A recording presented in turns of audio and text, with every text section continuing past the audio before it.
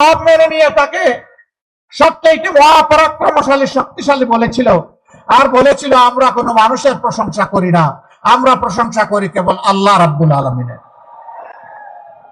এই জন্য আমাদের মা বোনের গায়ে হাত দিয়েছে, বিব্রত করেছে, কষ্ট দিয়েছে। আমি তাদের হয়ে আজকে এখানে দাঁড়িয়েছি।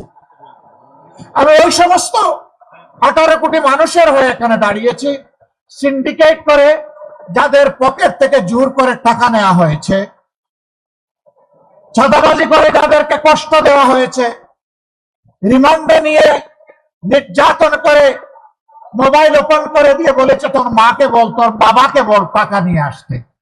আমি সেই মজলুম মানুষগুলোর পক্ষে এখানে দাঁড়িয়েছি। আমি আপনাদের কাছে জানতে চাই, সেই ফেসিবাদ কারো গাড়ে ভর করে বাংলায় আবার চলে আসুক, আপনারা কি তা চান? আমাদের সিংহ শার্দুল ছেলেমেয়েরা 24-এ তার জবাব দিয়েছে বুকের রক্ত দিয়ে, জীবন দিয়ে। আমি তাদের প্রতি এবং যাদের কথা আজকে বললাম সকল শহীদদের প্রতি গভীর শ্রদ্ধা নিবেদন করছি।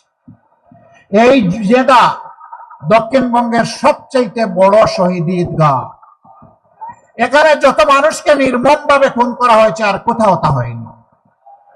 সোহানের কথা বড় মনে পড়ে, ওর চেহারাটা তখন দেখলাম, ওকে হত্যা করার পর চোখ যখন ওরা খুলে ফেললো, কি নির্মম, কি নিষ্ঠুর।